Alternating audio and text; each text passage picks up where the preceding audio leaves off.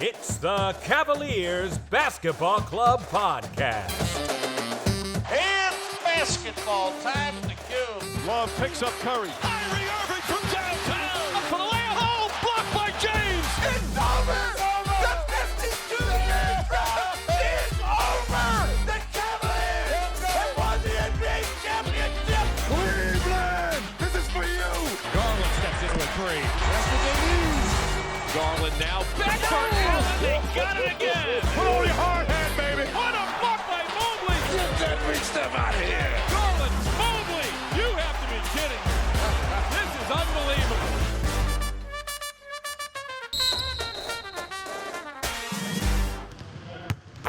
The shoot-around. During this offseason, we have highlighted specific players on the team. We have profiles on Garland, Allen, and even Sexton and Markkanen, which, by the way, are some of our most listened to episodes up to this point. Today, we're going to focus on the man that we traded those two guys for, Donovan Mitchell. I think maybe you've heard of him. As we all know, the Cavs moved up their timeline and expectations by trading for Mitchell, and we thought it would be important to dive into what type of player he is and what we hope he will become as a Cavalier. Well, Colin, I don't know if you've seen that Kendrick Perkins of ESPN stated recently that due to the Cavs trade for Mitchell, they're now the best starting five in the game. How about that? I think maybe Kendrick listens to the podcast and agrees with me. So what do you think? Do you agree? I think the Cavaliers should be flattered. I think it's awesome that we're getting this notoriety, and obviously from, a former Cavalier himself in Kendrick Perkins. But I think it's a little high right now to put those types of expectations on the Cavs because of the fact that there are other teams that are they've been playing together longer and they have a starting five that kind of knows what they're doing on the floor more than the Cavaliers do right now. The Cavs have a very talented starting five right now, but I don't know if I'd put them as the best in the league, but they're up there. How far up there are they for you?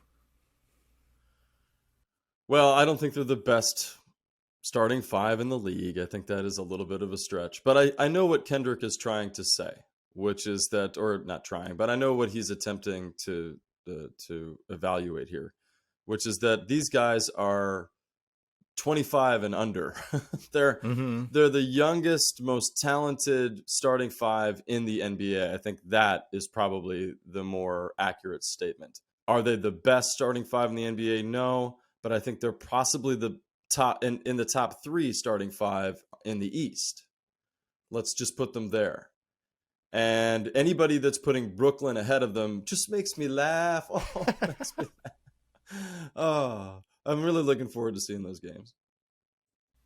They'll be a lot of fun. The Cavs traded for Mitchell at the start of September, just a few weeks away from minicamp. How long of a grace period are you going to give him to gel with the squad?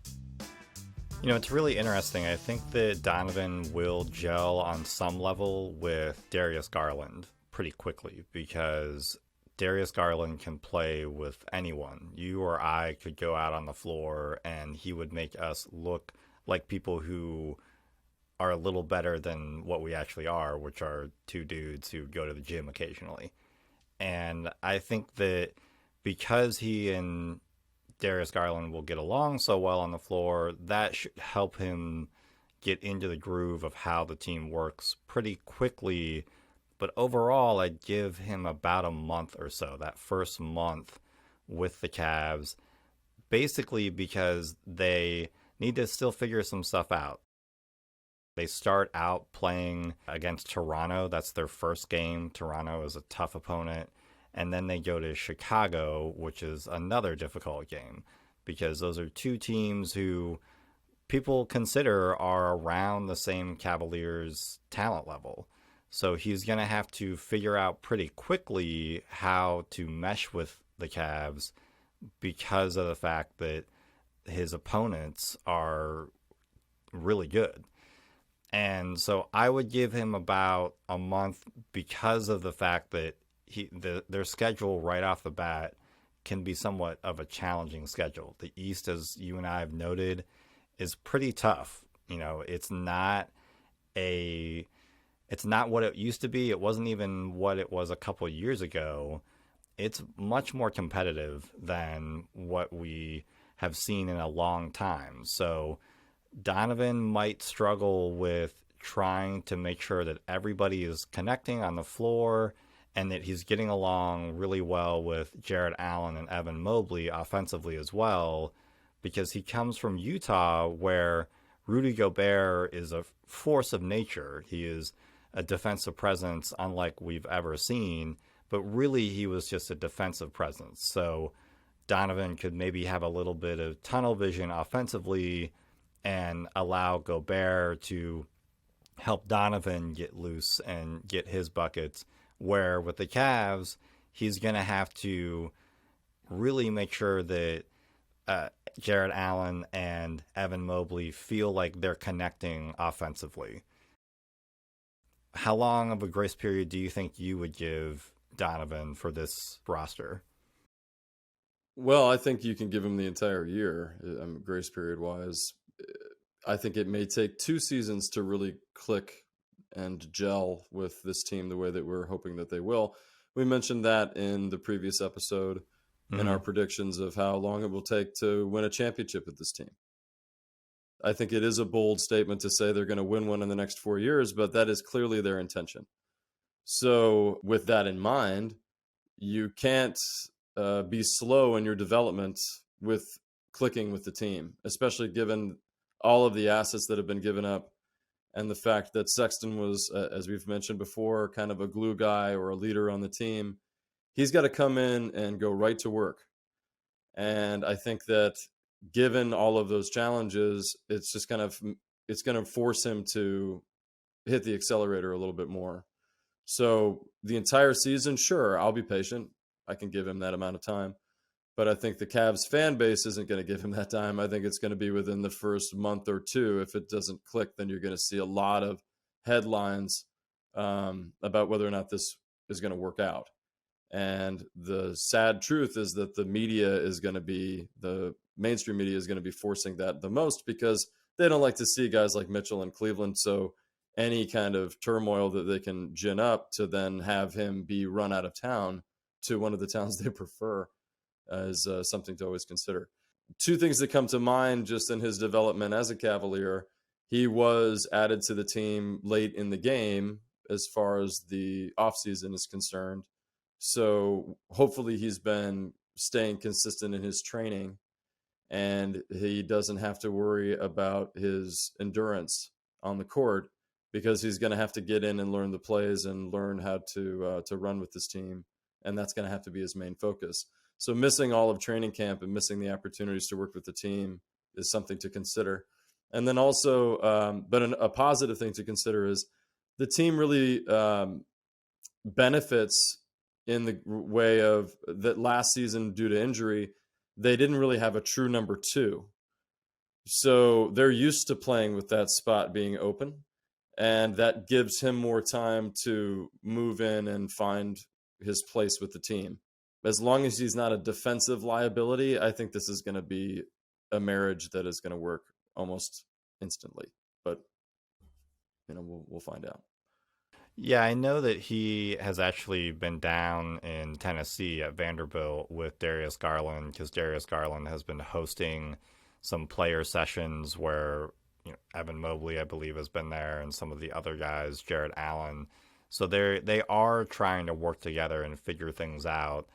But that's also still kind of player-run practices. So obviously they're structured and they're making sure that everybody's on the right page and really upping their, endurance and stuff like that. But at the same time, that's different than coaching and game development and game situations. So I think that Mitchell, if anything, the difficulty just could be if he's not the go-to guy in certain game time situations, because he was really the offensive hub for Utah when he was there, because of the fact that that's just how the team was structured. It was structured more around his talent and his abilities. And here, you have Darius Garland already here. You have Evan Mobley already here. They want to make sure that those players keep developing and keep unlocking different parts of their game. So there could be instances where Donovan is expecting the ball at the end of the half, or he's expecting a certain play run for him. So we won't really know that, though, until, like what you said, until we get into the season. So I can understand giving him an entire season to actually figure out how he gets along with everybody on the floor, because it's a lot. It's a lot of expectations, and there are going to be a lot of eyeballs on this team. Now I have a question for you. The growth, the maturation of Colin Sexton was kind of, to me, stunted by the needs of the Cavaliers at the time. So he went from being a point guard to being a shooting guard predominantly, where it maybe didn't fit his position.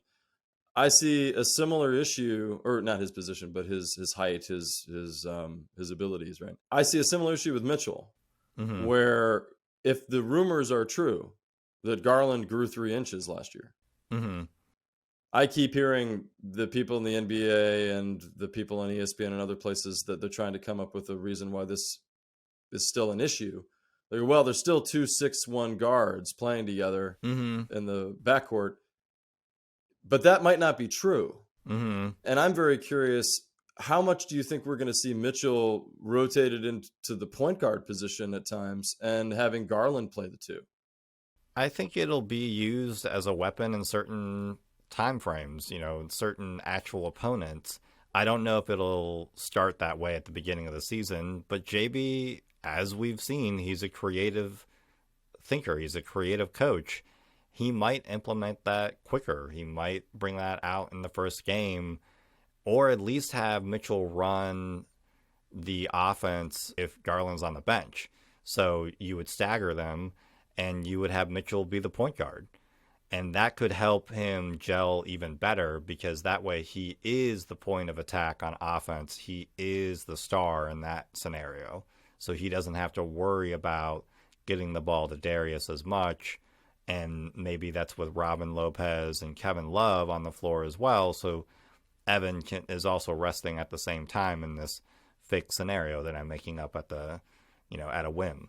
So I could see him playing point. He did play point a little bit at Utah out of necessity because their point guards were getting hurt and Mike Conley is not what he used to be. But I don't know if it would be his full-time position this season. This would go into what you were kind of mentioning, is maybe they take the whole season to kind of look at that. Do you think they would move him into point right away, or do you think that they would wait a while?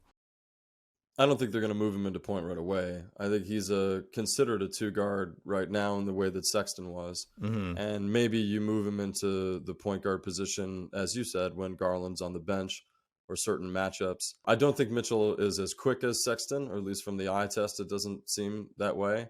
And Garland, I think, has just as much speed as Sexton does. So in that regard, I like my point guard being fast. They can spread the court and therefore get the ball around to people a little bit easier. I'm intrigued to see if these 2 guys, in the same way I was intrigued to see if Sexton could do it eventually, if these 2 guys could average close to 10 assists a game apiece. And if you could do that, you'd be just by far one of the best teams in the league, maybe one of the best teams ever. And the nights that we were getting 30, 40 assists on average last year, we were easily winning those games. And that was when Rubio was kind of at his best. And, you were seeing Mobley dish it to Allen more. And there's so much parity within this team, and therefore so much ability to say, no, you have the ball. No, you have the ball. And hot potato. Yeah, and one of the things I've heard a lot is that, Mitchell had to be the guy in Utah. I didn't watch those games. I didn't care about the Utah Jazz. But from what I've heard, he had to be the shot facilitator and kind of the main guy on offense a lot of the time. And I'm excited to see how he can unlock his game and become a player that will care more about dishing the ball around or being able to focus on his defense more, simply because those other things now are taken care of to a degree that he can now relax and say, okay, it doesn't have to be me every night in this one category. A major issue that has come up with Mitchell is his lack of defense. What can the Cavs do to get more out of him on that end of the floor? I think the problem with Mitchell, from what I've heard, and I haven't watched a lot of game tape, and even if I watched his highlights, it wouldn't tell me that much about his defense because highlights are typically not focused on that except for maybe a major block. And as a 6'1" guard, he's probably not getting a lot of those. The Cavaliers were a top 5 defense in the East for most of the season. I'm not sure where we fell at the end of the year, but we were at least in the top 10. I think we're going to continue to do that. The year before, we were showing the same kind of prowess. I think that Bickerstaff and the way that he runs his coaching team, they prioritize defense first. They really care about it. It's one of the things that makes me an instant fan of theirs because it isn't Mike D'Antoni's 5-second offense all day long, which everybody knows I hate. How we get more out of him is simply by being a better team. And I think that was the issue in Utah. He just was footing too much of the workload and he couldn't do it all himself. He is a 6'1" guard with a 6'10" reach and with the lateral quickness that he has. There's no reason that he shouldn't be a better defender. I think it really just comes down to not being able to trust your teammates and therefore being too exhausted to do anything about it when it really mattered. And often we don't notice every single defensive mishap in a game. We just notice when a big moment takes place and the player doesn't step up to that moment. Well, most likely in those big moments, it's at the end of the game and you're exhausted from scoring 40 points or 50 points and trying to give your team a chance in the first place. So hopefully with the Cavaliers, even though it'd be fun to see him have those kind of scoring nights, he should feel like he's more of a member of a team of talented players similar to himself, and that he can now focus on other aspects of his game that he was not able to do so when he was a member of the Jazz. He has to trust the rest of his team to know that he doesn't have to put up the type of numbers that he was putting up with Utah. They were a top-ranked offensive team. I believe they were number 1 for a while he was there. So he knew how to score, and that's what he was told to do. And I'm sure the coaching staff in Utah downplayed the importance of defense on some level, especially for him. They wanted to make sure that his focus was on getting buckets. He's going to be focused on getting buckets for the Cavs, but he's also going to be asked to defend on a solid level because that's what JB is going to require of him. That's what you brought up. That is something we love about JB is he's a defensive-minded coach, and he's going to expect that Donovan Mitchell actually comes out on the floor and at least puts effort into his defensive assignment. Mitchell is now 26. It's hard to train guys or teach guys at 26 or older sometimes to actually put effort defensively. But again, your take kind of is cutting through all this because you're also bringing up how he is going to be playing with so much talent now on the offensive side of the ball, but also the defensive side of the ball. He has Jarrett Allen and Evan Mobley on that end of the floor, and they're going to be telling him, instructing him what to do and where to be. And that trust will make sure that Donovan Mitchell's defensive assignments and his effort is just a little further up. I don't think either of us are expecting him to be Isaac Okoro level. We're expecting him to make sure that he doesn't blow a coverage, make sure that his guy isn't burning him every night by getting through a backdoor screen, stuff like that. So I think that Mitchell has the potential to make sure that he's in the right place at the right time defensively, and definitely will trust the fact that he has 2 rim protectors behind him who can cover so much ground so quickly, more than he had in Utah. He had Rudy Gobert in Utah, but that was one player, where he has 2 potential second team, maybe even first team defenders playing power forward and center with him on the Cavs. I think that'll help him step up his game as well. That's kind of what I'm seeing. I'm not really worried about it until maybe the season starts. Or is there anything that you would be looking out for where you would be more concerned about Mitchell's defensive effort in games? Is there like a tell that you would be concerned about with him once the season starts? I don't know his game well enough. I mean, I can only speak to his statistics, and I'm not actually that concerned about his defense. I'm more concerned about his three-point percentage. Defense, to me, is something that he can learn and will be prioritized by the Cavs coaching staff, and they're going to ask him to, the same way that they did with Jared Allen when he came in, they're going to ask him to go work on some things. Mm-hmm. And they're going to expect development, no matter what his age. I think that is probably what made Altman fall in love with Mitchell, because he's been a consistently positive, evolving player since joining the league.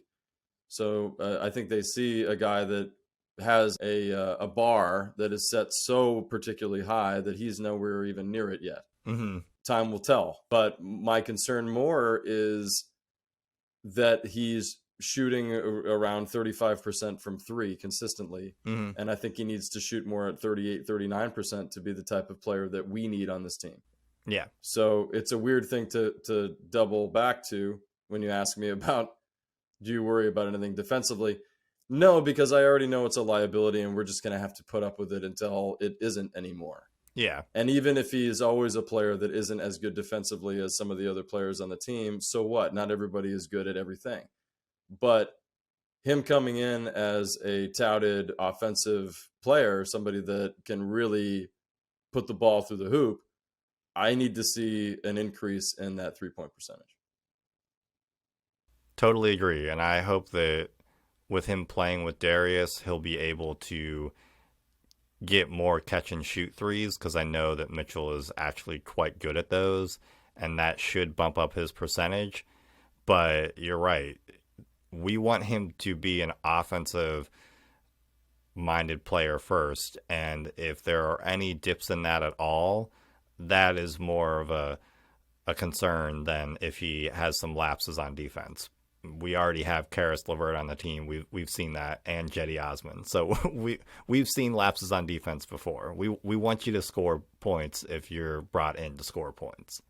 Right. And so many players have come into this from other places around the league, come onto this team with a good three-point percentage, and then they cannot find the hoop. So that always worries me. It's like people come here and they forget how to shoot threes. But your statement is also very valid in the sense that with great defense comes better offensive production, better looks at the hoop on the other end of the court. So in transition, more spot-up threes, more open looks, he's going to have those opportunities. He's got to nail them. The final seconds. Do you think SpidaLand will work?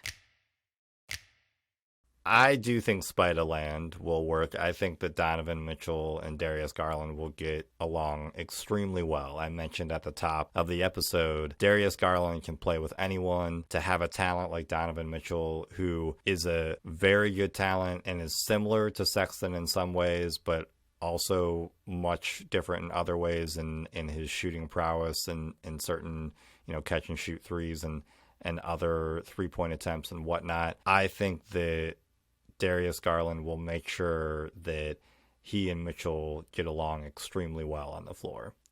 Yeah, I think that in today's modern NBA, they're all good friends with each other anyway, a lot of the time. There's a few people that have some rivals going on, but for the most part, these guys, come to work looking forward to playing one another and looking forward to teaming up with one another if it happens one day. And even though it seemed that the Cavs and the players appreciated Sexton, I think they did. Man, they cut ties pretty fast. And even Garland in a tweet to Mitchell was like, I guess, it's SpidaLand or whatever it was. He was commenting on it immediately. So, as fans, this stuff always means a lot more than it does to the players, because at the end of the day, these are just jobs to the players. And they think it's great to play for a city, but they also know that they just want to play. So they may end up playing for 10 cities. They may end up playing for 2 cities, whatever it is. It's just a business. We talk about it all the time. So, yeah, I think that this was the right business move to make for what the Cavs want to do. And I think that Garland and the rest of the team, they're going to enjoy having this level of talent join their roster and have another go at it. What thing are you most looking forward to with Mitchell on the court? Being one of the elite teams in the NBA. Just the fact that in a short period of time, in about 5 years, we've seen the Cavs go from being one of the best historic teams. You know, you're going to have to talk about the 2016 Cavs. You're going to have to talk about the fact that we were in 4 straight finals with LeBron James. But we could easily have been the Chicago Bulls here. It could have been, you know, knocking on the door for 20 plus years and really not having any success. And granted, we could still head there, but just the fact that we've rebuilt in such a short period of time and we're looking at one of the youngest and most talented rosters in the league, I'm just excited that no one can now talk about my favorite sport without talking about my favorite team. Definitely. I think that is such an awesome viewpoint and take. For me, I think that this team will never be out of a game. That's what I'm looking forward to, is when you get a player like Donovan Mitchell, if we're down by 15, we're down by 20, even 25, we know that this man can put up buckets. We know that he can shoot people out of the gym. And that's just him. That's not also talking about Darius Garland. That's 2 dudes who can shoot from beyond 35 feet and just rain in baskets. That's what I'm looking forward to, is being able to sit on my couch and maybe be frustrated in the third quarter, but just thinking, you know what? They're still not out of it, even if they're down by X amount, because they have so much talent. They should always be in a game no matter what. How deep into the playoffs can the Cavs get with Mitchell? So with Donovan Mitchell on the team, I think the Cavs can at least win in the second round of the playoffs, get into that series and actually steal a series in the second round, because Mitchell is such a force. I was listening to The Mismatch, which is part of the Ringer podcast family, and they were bringing up how right now Donovan Mitchell is in the top 10. I believe he's either the 7th or 8th points per game scorer, leading scorer ever in the NBA. So this is in the postseason. So he is a man that when you get him into the playoffs, he is going to put up buckets.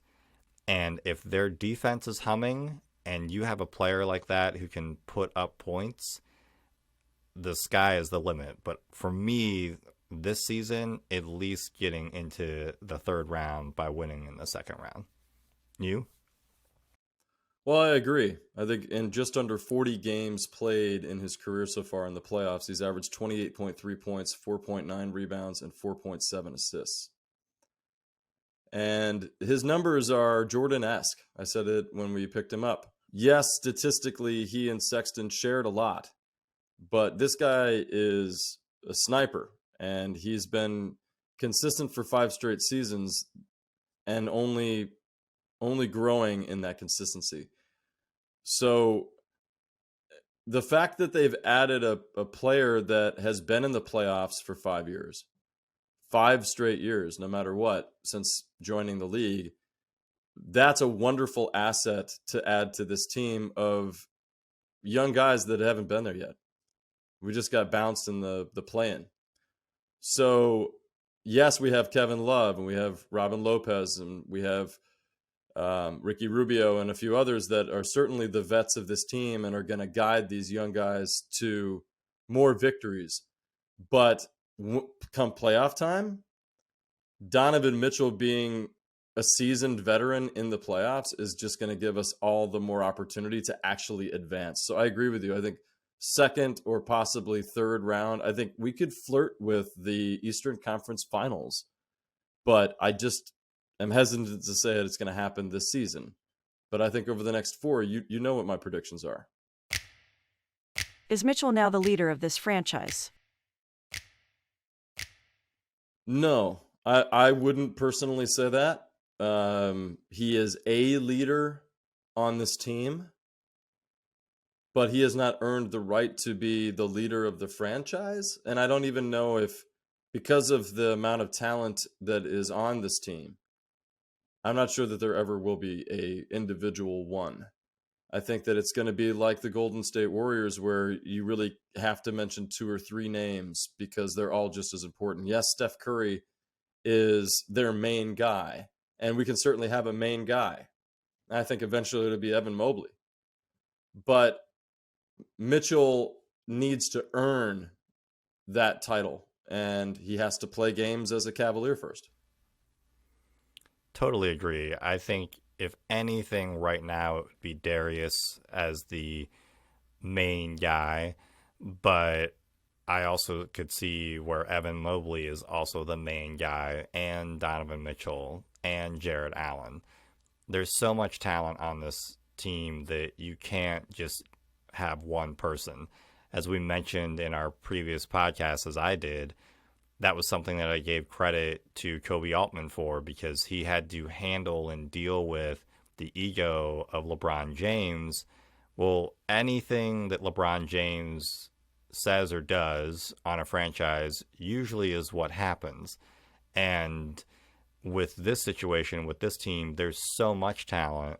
There's so much youth in figuring out what players are trying to be and who they are, that Altman is having to deal with all of the players, and so he's trying to get input from everyone. And so I agree, there are a lot of main guys, and hopefully all of them will be leaders at certain points and different times for the franchise to succeed. Thank you for listening to the Cavaliers Basketball Club podcast. Let's go Cavs!